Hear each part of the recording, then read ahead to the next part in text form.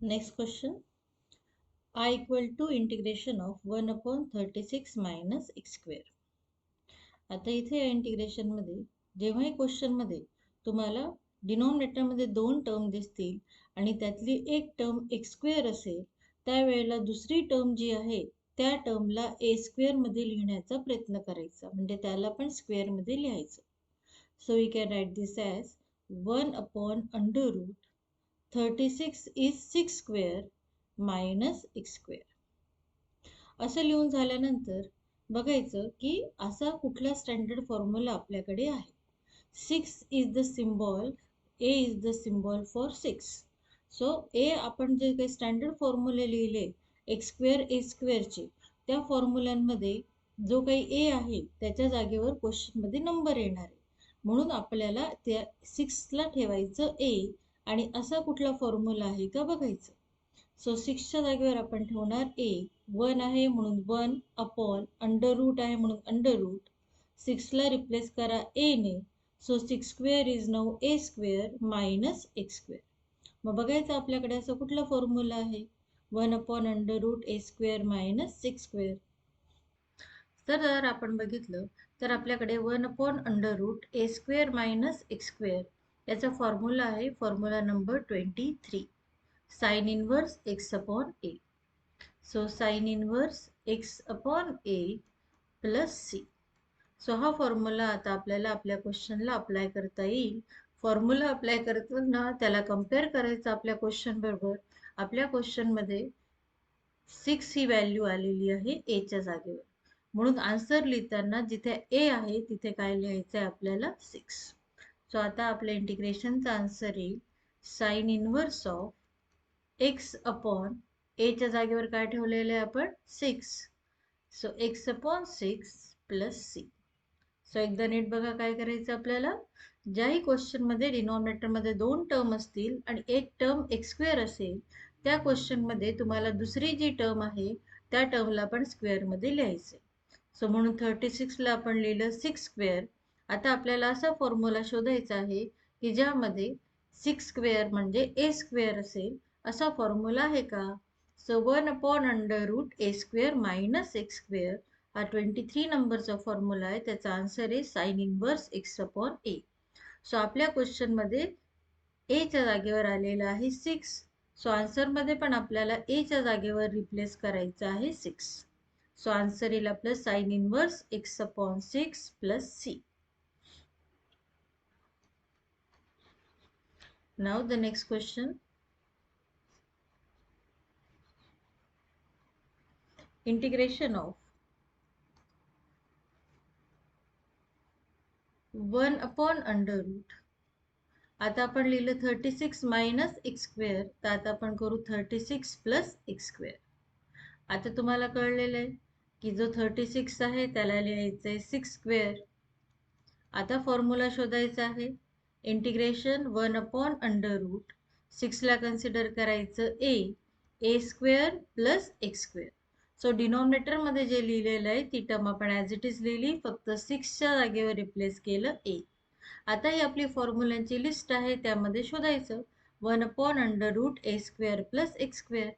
तर आता बघा formula number 27, x square plus a square is same as A square plus x square. So 27 नंबरचा formula apply करायचा आहे. सो फॉर्म्युला सांगतो आपलं आयचा आन्सर असलं पाहिजे log of x plus under root x square plus a square. So log of mod of x plus under root x square plus a square. A म्हणजे काय आपल्या क्वेश्चनमध्ये 6 स्क्वेअर प्लस सी. सो हे झालं आपलं final answer. So या प्रकारे आपण या टाईपचे क्वेश्चन सॉल्व्ह करू शकतो. मग क्वेश्चनमध्ये मे बी तुम्हाला इथे 36 प्लस एक्स स्क्वेअर असेल किंवा 36 मायनस एक्स स्क्वेअर असेल, अंडर रूट असेल किंवा अंडर रूट नसेल. सपोज या क्वेश्चनमध्ये अंडर रूट नाही आहे, 36 प्लस एक्स स्क्वेअर असा क्वेश्चन दिलाय. मग त्यावेळेला क्वेश्चनमधून बघा अंडर रूट काढून टाकायचा. काढला अंडर रूट, मग फॉर्म्युला शोधताना पण असा फॉर्म्युला शोधायचा की ज्याच्यामध्ये अंडर रूट नाहीये. मग आता 27 नंबरच्या फॉर्म्युल्यामध्ये अंडर रूट आहे. अंडर रूट नसलेला फॉर्म्युला शोधायचा ज्यामध्ये x square plus a square आहे. असा फॉर्म्युला आपला कुठला झाला बघा, 1/a tan inverse x/a. So आता आपल्याला तो फॉर्म्युला लावायला लागेल. सो आता आपला आन्सर येईल 1/a. a ची व्हॅल्यू किती आपल्या क्वेश्चन मध्ये 6. 1/6 tan इनवर्स x/a. a ची व्हॅल्यू 6 प्लस c. सो आ प्रकारे विचार करायचा की आपला क्वेश्चन कसा कसा चेंज होऊ शकतो, त्यानुसार आपला आन्सर चेंज होईल. आता सपोज आपला हाच क्वेश्चन आहे, x² आणि 36, पण x² मायनस 36 दिलं असेल तुम्हाला तर आता बघा, x² मायनस 36 आहे. सो x² मायनस 36 ला काय लिहायचं, 6². आता कुठला फॉर्म्युला शोधणार, बरोबर x² मायनस a². कोणत्या नंबरला दिसतोय फॉर्म्युला, सापडला का, x² मायनस a² डिनॉमिनेटरला असलेला, बघा 28. मग तो फॉर्म्युला आपल्याला इथे अप्लाय करायचा. सो फॉर्म्युलाचा आन्सर काय, 1/2a log of mod of x minus a x plus a plus c. So आता हा फॉर्म्युला लावायचा आपल्या क्वेश्चनला. सो आपला क्वेश्चन येईल 1/2a. a ची व्हॅल्यू बघायची आपल्या क्वेश्चन मध्ये किती आलेली आहे, 6. Log of mod of x minus 6 upon x plus 6. a ची व्हॅल्यू 6 टाकत जायची प्लस c. आले लक्षात क्वेश्चन? ओके. आता हे सगळे क्वेश्चन तुम्हाला समजले की प्लस असेल तर तुम्हाला वापरायचं आहे tan इनवर्सचा फॉर्म्युला 24, मायनस असेल तर 28. जर x² मायनस a² च्या जागेवर a² मायनस x² असेल तर 29 नंबरचा फॉर्म्युला. अंडर रूट असेल तर मग तुम्हाला वापरायचं आहे 23 किंवा 26 किंवा 27. आता या क्वेश्चन मध्ये पण थोडंसं व्हेरिफिकेशन करून कसा विचारला जाऊ शकतो क्वेश्चन ते आपण बघणार आहोत. सो द क्वेश्चन इज, आता आपण नंबर थोडे बदलू, 36 आपण खूप घेतला. नाव suppose the question is 4x² plus 25. आपण 36 साठी क्वेश्चन काय घेतले, पण 36 च्या जागेवर मे बी 9 असेल, 25 असेल, 16 असेल, 4 असेल. मग त्यावेळेला 25 ला लिहायचं 5², 9 ला लिहायचं 3². या प्रकारे आपण सॉल्व करायचे. आता इथे आपल्याला दिसतंय 25 इज 5², पण x² बरोबर चेंज काय झालंय, आता x² बरोबर नंबर आलाय. आतापर्यंत जे क्वेश्चन केले त्यामध्ये x² बरोबर नंबर नव्हता, इथे x² बरोबर नंबर आहे. मग त्यावेळेला हा नंबर आपल्याला काढायचा इंटिग्रेशनच्या बाहेर. 4 ला काढला आउटसाइड,4x² डिवायडेड बाय 4, 4 आपण आउटसाइड काढतोय म्हणून, plus 25 divided by 4 dx. Now this we can write as 1/4 integration 1 divided by 4 get cancel x² plus. आता आपल्याला माहिती आहे एक टर्म x² आहे तर दुसरी टर्म पण स्क्वेअर मध्ये लिहायची. मग 25 कोणाचा स्क्वेअर आहे, 5 चा, आणि 4 स्क्वेअर आहे 2 चा. सो याला लिहायचंय 5/2². आता शोधायचा याच्यासारखं कुठला फॉर्म्युला आहे, चेक करा बरं. 1/x² plus a². सापडला फॉर्म्युला, बरोबर आहे, 24 नंबरचा फॉर्म्युला.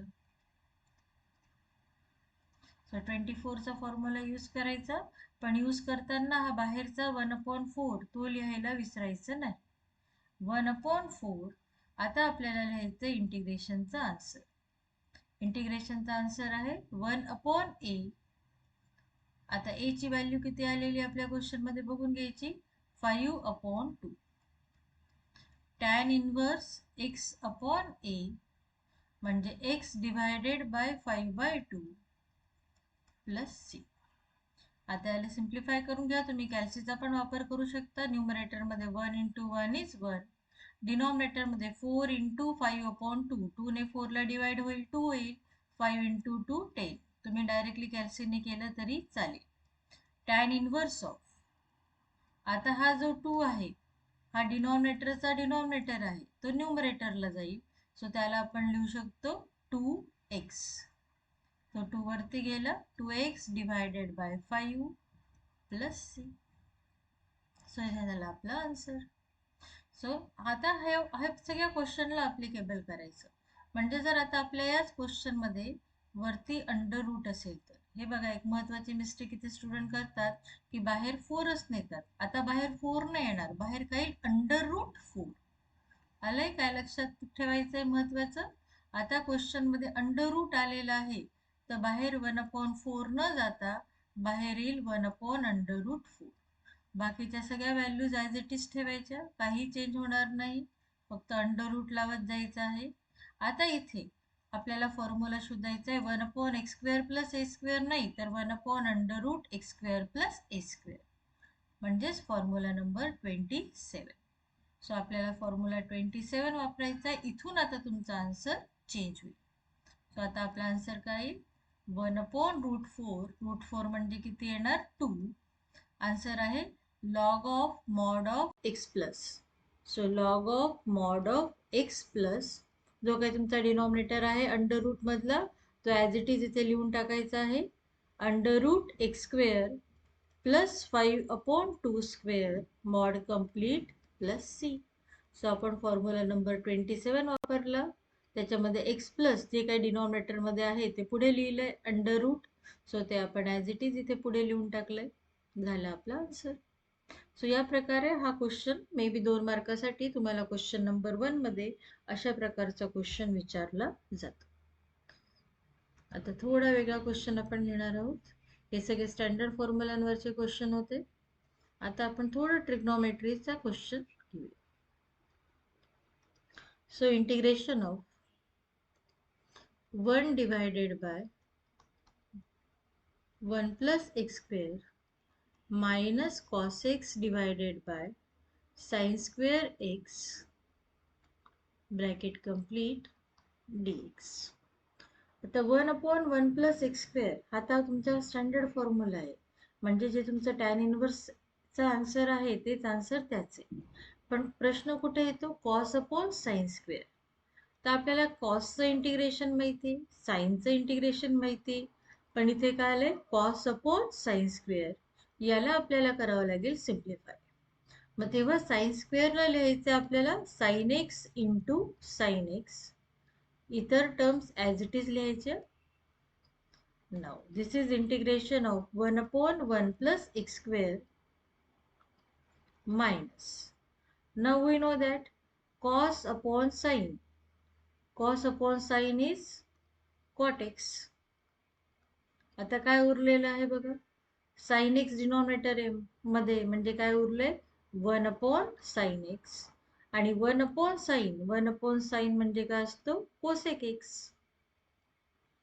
आता आपण याला असं का लिहिलं? कारण जसं आपल्याकडे 1/1 + x² चं इंटिग्रेशन आहे, तसंच आपल्याकडे cosec x × cot x चं पण इंटिग्रेशन आहे. शोधा फॉर्म्युला सापडला का cosec × cot चं इंटिग्रेशन. सो 1/1 + x² चं इंटिग्रेशन तुमच्याकडे फॉर्म्युला आहे tan inverse x minus cosec x × cot x चं इंटिग्रेशन. मग कोणाचा डेरिव्हेटिव्ह आहे cosec × cot? हा डेरिव्हेटिव्ह आहे मायनस cosec x चा. सो आन्सर येईल minus cosec x + c. Next स्टेपला तुम्ही मायनस मायनस काय करू शकता? प्लस. सो हे दोघं फॉर्म्युले डेरिव्हेटिव्हचे आहेत. जर इंटिग्रेशनचा नाही आठवला तर विचार करायचा की हा कोणाचा डेरिव्हेटिव्ह आहे? हा डेरिव्हेटिव्ह आहे टॅन इनव्हर्सचा. हा कोणाचा डेरिव्हेटिव्ह आहे? हा डेरिव्हेटिव्ह आहे कोसेकचा. आन्सर सी पासून आहे म्हणून minus. Tan inverse x minus minus plus cosec x + c. हे झालं आपलं आयचं आन्सर. या क्वेश्चनच्या वरती पण लिहून ठेवा, इम्पॉर्टंट. सो इथे आपले सिंपल इंटिग्रेशनचे एक्झाम्पल संपलेले.